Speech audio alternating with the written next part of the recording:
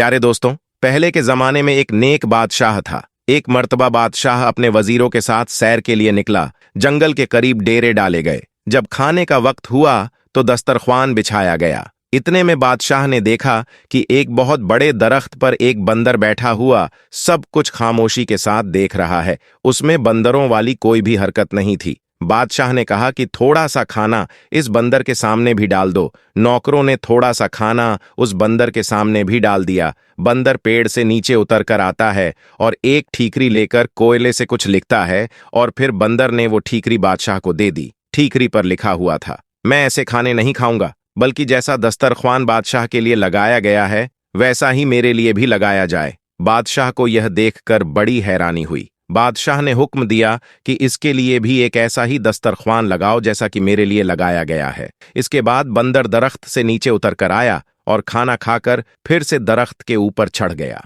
अचानक आसमान पर काले रंग के बादल छा गए। नौकरों ने जल्दी जल्दी सारा सामान समेटा। बादशाह ने नौकरों से कहा, एक टाट का टुकड़ा बंदर के सामने रख दो, कहीं वह भीग न जाए। नौकरों ने टाट का टुकड़ा बंदर के पास लाकर रख दिया। बंदर ने फिर कुछ ठीकरी पर लिखा और बादशाह को दे दिया। उस पर लिखा हुआ था, जैसा खेमा बादशाह के लिए लगाया गया है वैसा खेमा मेरे लिए भी लगाया जाए, तब मैं आऊंगा। बादशाह के कहने पर वैसा ही खेमा बंदर के लिए भी लगाया गया। इतने में बारिश शुरू हो गई। वह बंदर दरख्त से नीचे उतरकर अपने खेमे के अंदर चला गया। कुछ दिनों के बाद बादशाह जब वापस जाने लगा तो बादशाह ने नौकरों से कहा कि जाओ और बंदर से पूछकर आओ, क्या वह हमारे साथ जाने के लिए तैयार है। तो बंदर ने फिर ठीकरी पर कुछ लिखा, जैसा हाथी बादशाह के लिए तैयार किया गया है वैसा ही हाथी मेरे लिए भी तैयार किया जाए, तब मैं जाऊंगा। बादशाह बंदर के अंदर दिलचस्पी लेने लगा और उसके लिए भी अपने जैसी सवारी तैयार करवाई। जब महल के पास पहुंचे तो बादशाह ने हुक्म दिया कि जो खेमे नौकरों के लिए हैं उनमें से एक खेमा बंदर को भी दे दिया जाए। लेकिन बंदर ने फिर से लिख कर दिया, जैसा महल बादशाह के लिए है वैसा महल मेरे लिए भी बनवाया जाए, फिर मैं वहां रहूंगा, वरना मैं वापस जंगल में चला जाऊंगा। बादशाह के पास एक और महल भी था जहां वह बहुत कम आया जाया करता था। वह महल बंदर को दे दिया गया। बादशाह की बीवी और नौकरों को बंदर से बहुत ज्यादा चिढ़ हो गई थी। इधर बंदर ने बादशाह के महल में भी आना जाना शुरू कर दिया। बंदर मुकदमे बहुत ही गौर से सुनता। जब बादशाह कोई गलत फैसला लेने वाला होता तो बंदर बादशाह के हाथ से फौरन कागज को लेकर फाड़ देता और कलम से सही फैसला लिखकर बादशाह के हाथ में दे देता। शुरू में तो बादशाह को बहुत गुस्सा आया, लेकिन फिर बादशाह समझ गया कि बंदर की वजह से वह बहुत सारी गलतियों से बच गया है। उस बादशाह की एक खूबसूरत बेटी थी। बादशाह अपनी बेटी से दिल जान से ज्यादा मोहब्बत करता था। बंदर को देखने का शौक बादशाह की बेटी को भी पैदा हो गया। एक दिन शहजादी अपनी सहेलियों के साथ बंदर को देखने के लिए आई। जब बंदर ने शहजादी को देखा तो उसे देखकर वह घूरने लगा। शहजादी बंदर के डर से महल के अंदर भाग गई और उसके बाद से यह होने लगा कि शहजादी की जब भी बंद संवरकर अपना चेहरा आईने में देखती तो पीछे से बंदर का चेहरा नजर आ जाता। पता नहीं कैसे बंदर उसके कमरे में घुस जाता। एक दिन बंदर ने पर्ची में कुछ लिखकर शहजादी के हाथ में थमाया। उस पर्ची में लिखा हुआ था, क्या तुम मेरे साथ शादी करोगी? यकीन करो, मैं भी बहुत खूबसूरत हूं। शहजादी जानती थी कि यह तहजीबमंद बंदर है, मुझे कोई नुकसान नहीं पहुंचाएगा। धीरे धीरे शहजादी को बंदर से हमदर्दी हो गई। जब यह बात बादशाह तक पहुंची तो उसे यह बात अच्छी न लगी कि बंदर के कमरे में आता जाता है। बादशाह अगले दिन बंदर से मिलने के लिए उसके पास आया। बंदर महल में मौजूद था। बादशाह कहने लगा कि देखो, मैं नहीं जानता कि तुम कौन हो। मैंने तुम्हारी हर बात को माना, तुम्हें अपनी बराबरी का दर्जा दिया। शायद दूसरा कोई बादशाह तुम्हारे साथ ऐसा ना करता, और अब तुमने मेरी बेटी को परेशान करना शुरू कर दिया है। ये बात मुझे जरा भी अच्छी नहीं लगी। इससे पहले कि मैं कुछ सख्त कदम उठाऊं, तुम बाज आ जाओ। बंदर झट से महल से कागज और कलम लेकर आया और कुछ लिखकर बादशाह को दे दिया। उसमें लिखा हुआ था, मैं आपकी बेटी से शादी करना चाहता हूं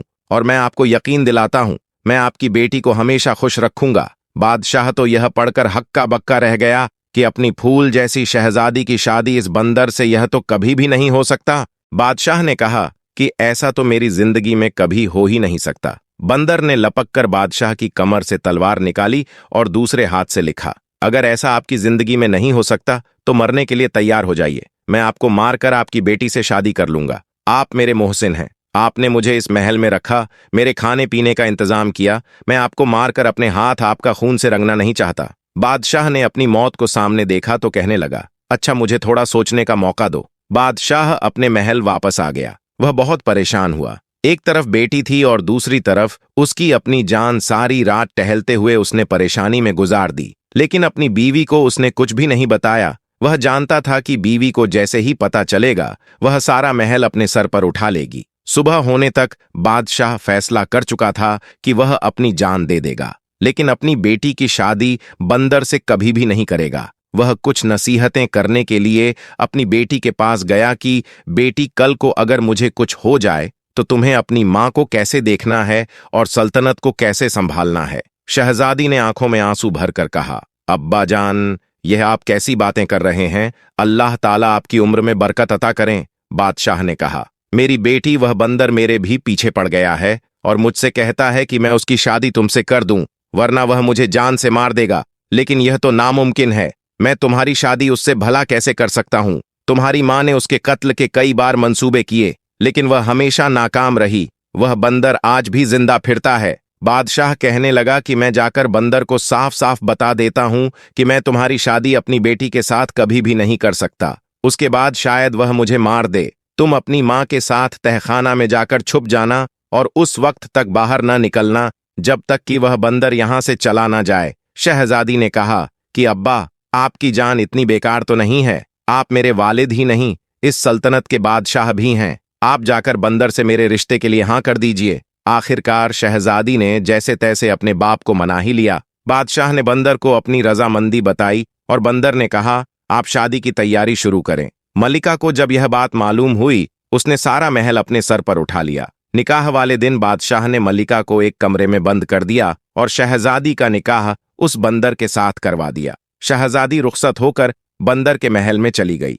अगले दिन जब शहजादी महल वापस आई तो बहुत ही ज्यादा खुश थी। मल्लिका ने जब यह देखा तो हैरान रह गई। मल्लिका बोली, बेटी, तुम उस बंदर के साथ इतनी खुश हो? शहजादी बोली, हाँ, मैं बहुत खुश हूं। शहजादी दिन में अपने बाप के महल में रहती और रात के वक्त वह बंदर के पास उसके महल में चली जाती है। एक बार रात के वक्त मल्लिका ने नौकरानियों वाला लिबास पहना और बंदर के महल में चली गई। शहजादी के कमरे का दरवाजा बंद था। मल्लिका ने दोनों की बातें सुननी शुरू की। अंदर से किसी मर्द के बोलने की आवाज आ रही थी। मल्लिका ने ताले की सुराख से अंदर झांका तो देखा कि शहजादी एक बहुत ही खूबसूरत नौजवान के साथ बैठी हुई है। वह शहजादी के साथ हंस हंस कर बातें कर रहा है। ये देखकर मल्लिका हैरान रह गई और सोचने लगी, अच्छा तो ये बात है, तभी तो मैं कहूं कि मेरी बेटी भला इस बंदर के साथ इतना ज्यादा खुश कैसे रह सकती है। अब मल्लिका वहां से पलटकर जाने लगी। उसकी एक तरफ बंदर की खाल पड़ी हुई नजर आई। मल्लिका सोचने लगी, इतनी मोटी खाल बंदरों वाली ये अपने ऊपर पहनकर भला क्यों रखता है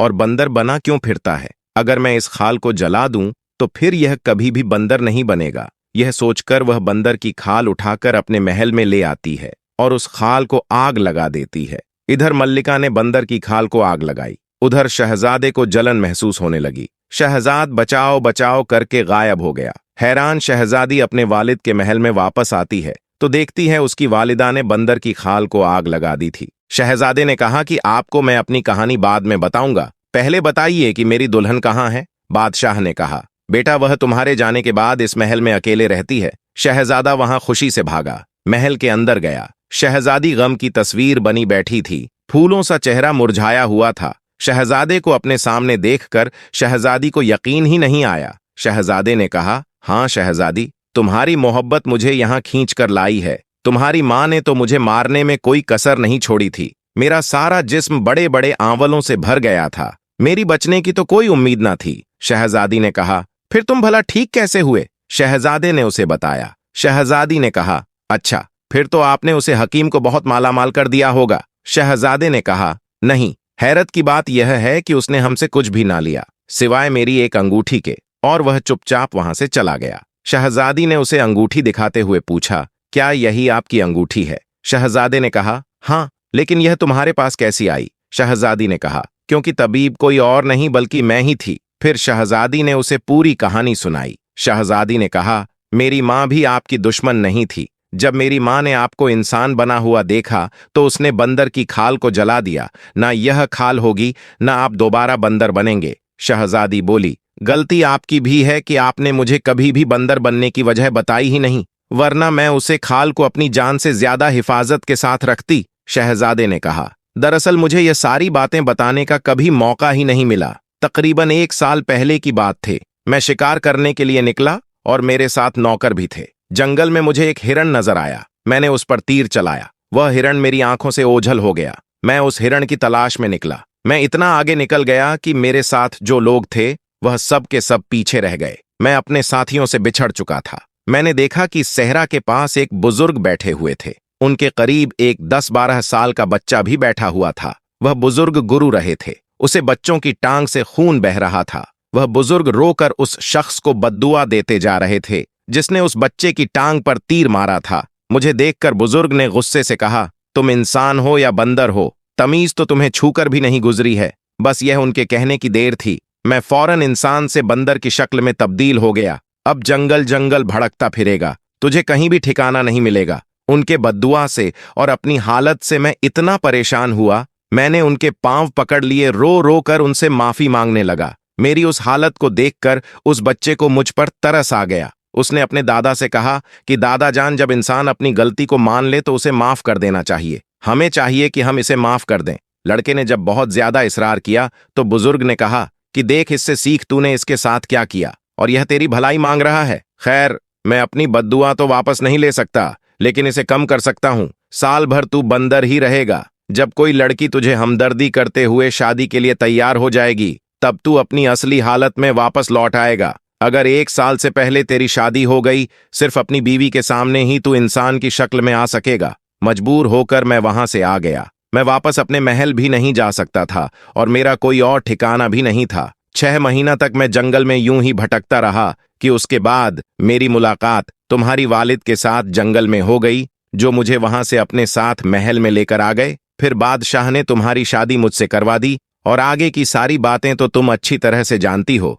शहजादे की यह बात खत्म ही नहीं हुई थी। यह मल्लिका और बादशाह ने सारी गुफ्तगू सुन ली। फिर मल्लिका ने शहजादे से माफी मांगी और शहजादे ने मल्लिका को माफ कर दिया। बादशाह ने कहा, हमारा कोई बेटा नहीं है बेटा, अब तुम मेरे पास रहोगे। शहजादे ने कहा, अभी तो मुझे अपनी दुल्हन को लेकर अपने महल पर जाना है, अपने वालिद से मिलवाने के लिए, लेकिन मैं आपसे वादा करता हूं मैं जरूर आता रहूंगा। उसके बाद शहजादा अपनी दुल्हन को साथ लेकर अपने वालिद के पास चला गया और फिर दोनों हंसी खुशी अपनी जिंदगी को गुजारने लगे। किसी लाचार व्यक्ति को इतना सताया जाए कि वो अपने दिल की गहराई से बद्दुआएं देने लगे तो बद्दुआ बिजली की तरह लगती है। बद्दुआ का मतलब है किसी लाचार का बुरा चाहना या अहित चाहने वाला शब्द। बद्दुआ शाप और गाली भी होती है।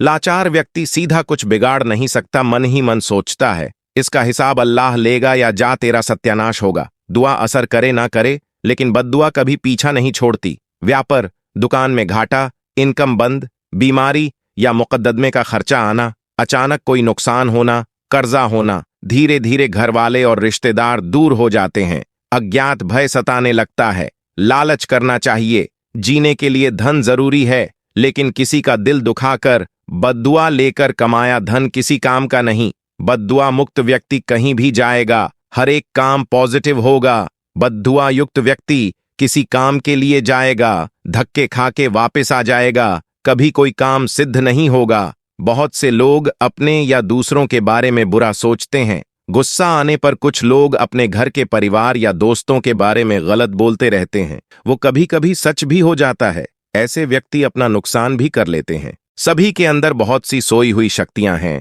जो किसी खास समय में जागती हैं।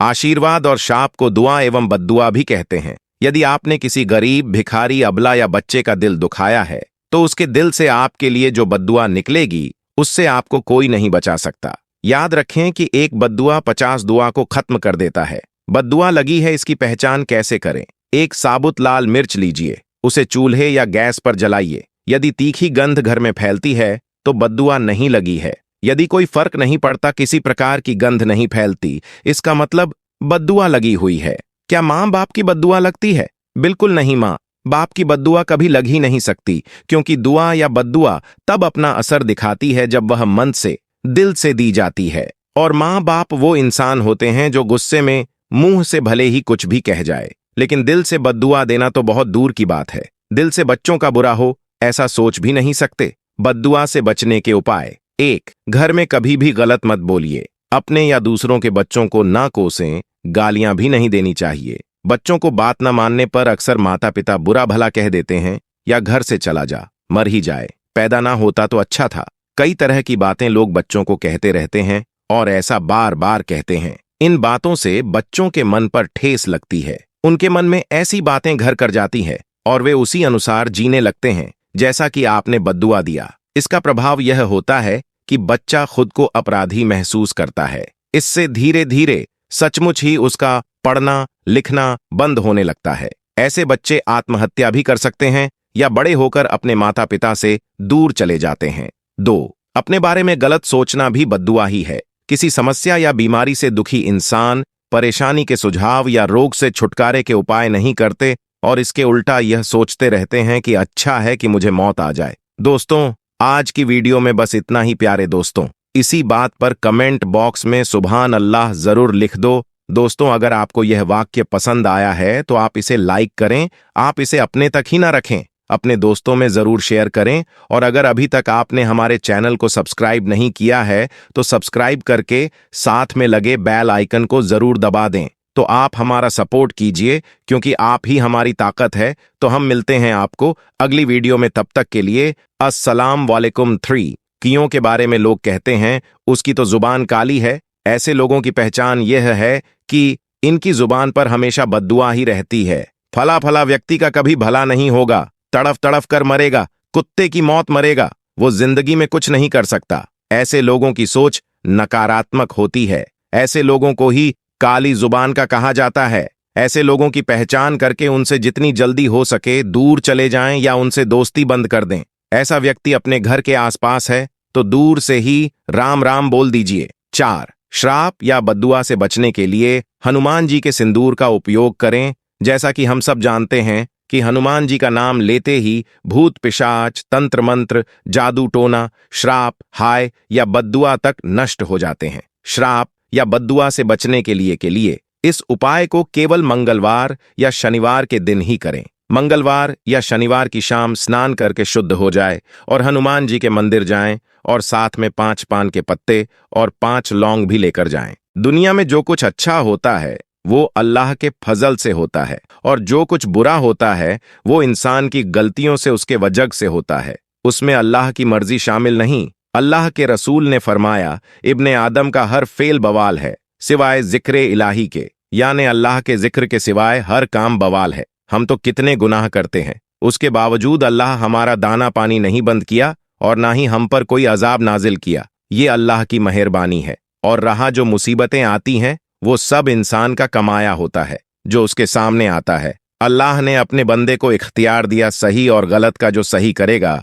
वो उसका फायदा उठाएगा और जो गलत करेगा वो उसकी सजा भोगेगा। इसी के साथ दोस्तों, नमाज में ध्यान लगाना बहुत जरूरी है, क्योंकि जब हम सलाह अदा करते हैं जिसमें किबला की तरफ मुंह होना चाहिए, इस्लाम में नमाज अदा करने की शर्तें में एक शर्त किबला की तरफ मुंह का होना है। मस्जिद में नमाज अदा करते समय किबला की तरफ मुंह है या नहीं। नमाज पढ़ने के लिए बदन भी साफ होना चाहिए। अगर आपके कपड़े पर किसी तरह की गंदगी लगी हुई है तो ऐसे में कपड़े धो लेना चाहिए या दूसरे कपड़े पहन लेना चाहिए। इसके बाद ही नमाज पढ़नी चाहिए। नमाज शब्द सलात का उर्दू पर्याय है और सलात अरबी शब्द है। कुरान शरीफ में बार बार इस शब्द का इस्तेमाल हुआ है। नमाज हर वो आदमी जिसने कलमा पढ़ा है और उसकी उम्र 7 साल से ज्यादा है उस पर फर्ज है। अगर कोई भी मुसलमान नमाज को दुनिया के कामों के लिए छोड़ता है तो वो अल्लाह की नजर में गुनहगार है। दोस्तों, इस्लाम धर्म में नमाज की सबसे ज्यादा अहमियत बताई गई है।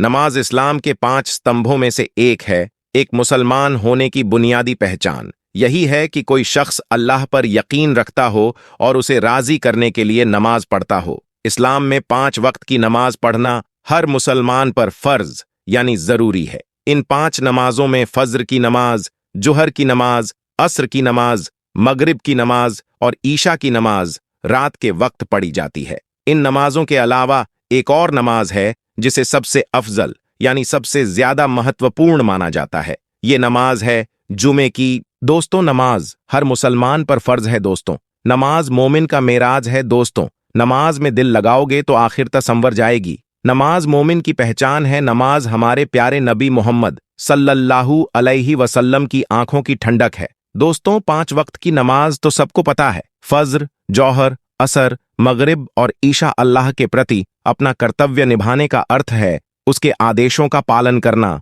और जीवन के सभी पहलुओं में जो उसने मना किया है उससे दूर रहना। इस्लामी रीति रिवाज, शिष्टाचार, व्यापारिक व्यवहार आदि जन्नत की कुंजी में से एक कुंजी नमाज है। ऐसे में 5 वक्त की नमाज समय से अदा करना बेहद जरूरी है। लेकिन इसका मतलब बिल्कुल भी नहीं है कि आप जल्दी जल्दी नमाज अदा करें। इससे सलाह में पढ़ी जाने वाली दुआओं का तर्जुमा बदल जाता है। इस वीडियो को नेकी और सवाब की नीयत से आगे दूसरे लोगों तक भी जरूर शेयर कीजिए। क्या पता यह बात किसी के दिल में उतर जाए और इसका सवाब हमारे नसीब में लिखा जाए। आज की वीडियो में बस इतना ही। वीडियो आपको कैसी लगी हमें जरूर बताइएगा। इसी के साथ ऐसी ही और वीडियोस देखने के लिए चैनल को सब्सक्राइब करें ताकि आने वाली वीडियोस की अपडेट आपको मिलती रहे। इंशाअल्लाह जल्द मुलाकात होगी। आप सभी को अल्लाह हाफिज।